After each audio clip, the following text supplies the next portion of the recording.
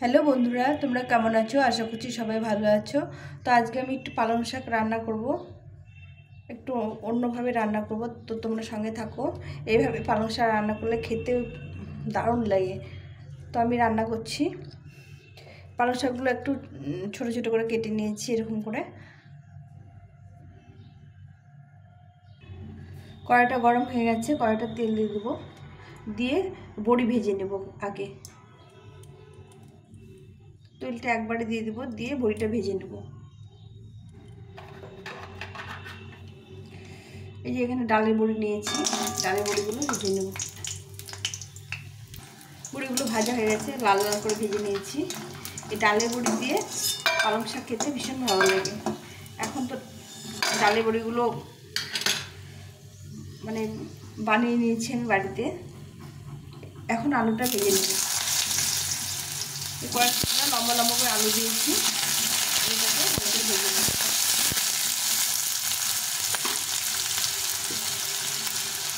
একটু লবণ,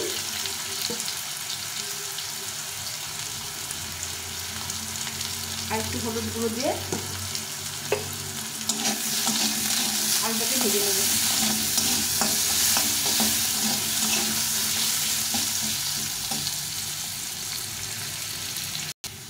আলুটা ভাজা হয়ে গেছে, আলুটাকে একটু ভালো করে ভেজে নিয়েছি।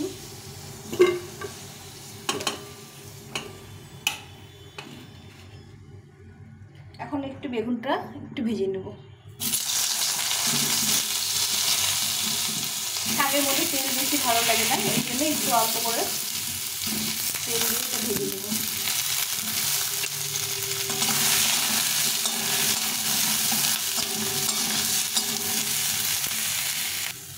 বেগুনটা ভাজা হয়ে গেছে, বেগুনটাকে অল্প তেলে ভেজে নিলাম।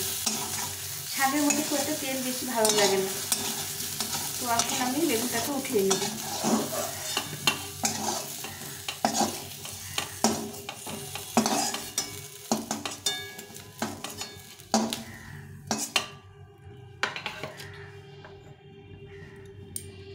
এখন কড়াইতে তেল দিয়ে দেবো, দিয়ে রান্নাটা করব।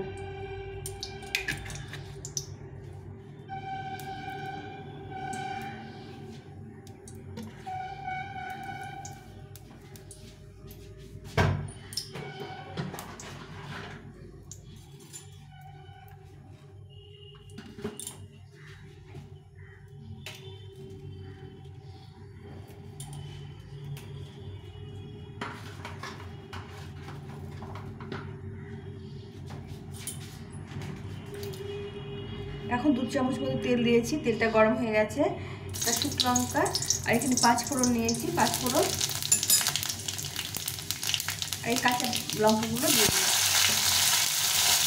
দিয়ে এখানে আদা থেতো করে নিয়েছি, আদাটা দিয়ে দিই। এই আদা থেতো করার ফ্লেভারটা খুব ভালো লাগে। আদাটা দিয়ে দিয়েছি, একটু আদাটা ভাজা ভাজা হয়ে গেলে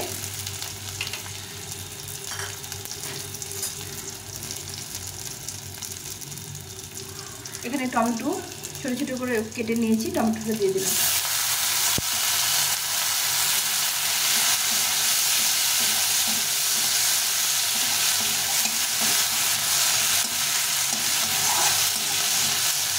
টমেটোটা একটু ভাজা ভাজা হয়ে গেলে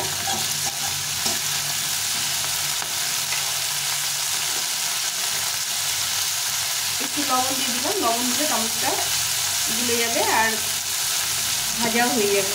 আমি লবণটা দিয়ে দিলাম একবারে। হলুদ গুঁড়ো,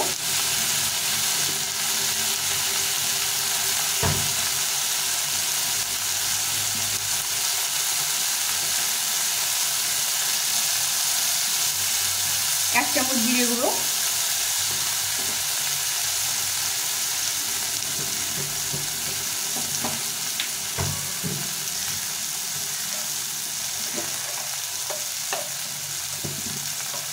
আর লঙ্কা গুঁড়ো।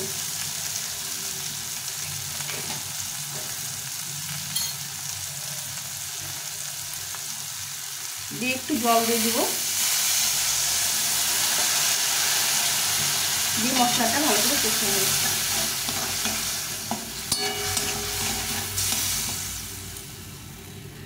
মশলাটা ভাজা ভাজা হয়ে গেছে, অনেকটা টমেটো গলে গেছে। তো এখন আমি এই শিমগুলো দিয়ে দেব, একটা তেজপাতা দিয়ে শিমগুলো দিয়ে দেবো।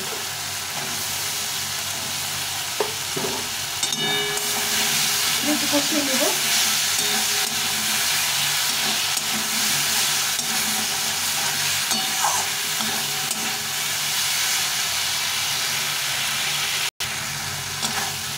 টমেটোর শিমটা একটু ভাজা ভাজা হয়ে গেছে।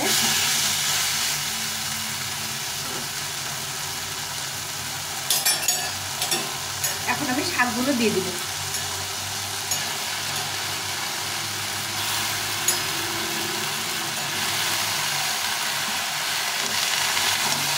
শাকগুলো একটু নাড়াচাড়া করে, লবণ দেওয়া আছে, শাকগুলো তাড়াতাড়ি নরম হয়ে যাবে। এগুলো এইভাবে একটু রান্না করে খেয়েও দারুণ লাগে খেতে। মানে এই পালং শাক দিয়েই সব ভাত খাওয়া হবে, অন্য কিছু লাগবে না। তো এটা একটু নরম হয়ে যায়, শাকটা নরম হয়ে গেছে, অনেকটা সেদ্ধ হয়ে গেছে। তো এখন আমি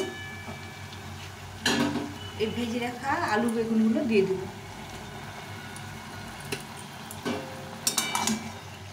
দিয়ে আবার একটু ভালো করে নেড়ে চেড়ে ঢাকা দিয়ে সেদ্ধ করে নেব।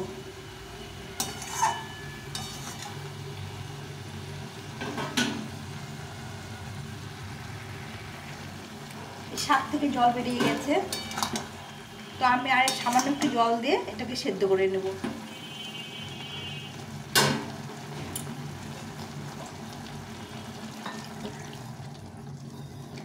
দিয়ে এখন এটাকে ভালো করে সেদ্ধ করে নেব, ঢাকা চাপা দিয়ে সেদ্ধ করে নেব। অনেকটা সেদ্ধ হয়ে গেছে।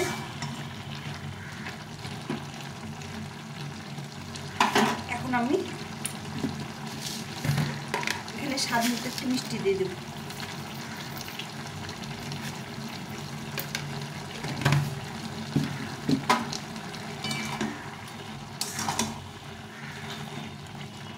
এই তেজপাতাগুলো খুব বিরক্ত করে রান্নার সময়, যার জন্য আমি তেজপাতা উঠিয়ে রাখি, কিন্তু আমি এটা স্বাদ তো হবে না তেজপাতা উঠিয়ে রাখলে।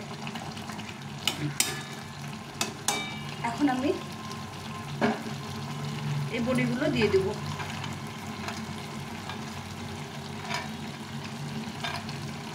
বড়িগুলো খুব সেদ্ধ করবো না, একটু গোটা গোটা থাকবে, যেন উপরে দিয়ে রাখলাম। আবার একটু সেদ্ধ করে নেব। শাকটা সেদ্ধ হয়ে গেছে।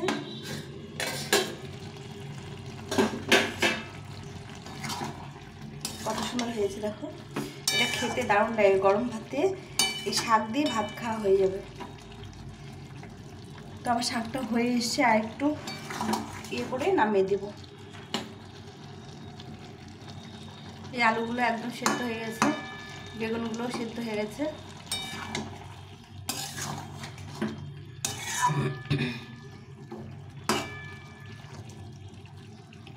তো বন্ধুরা, তোমাদের কেমন লাগলো রেসিপিটা অবশ্যই কমেন্ট করে জানিও। শাকটা এখন নামিয়ে দেব।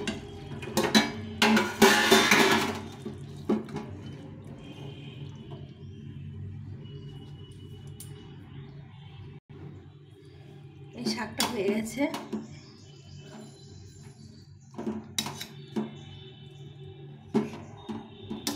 বড়িগুলো সব গোটায় রেখেছি।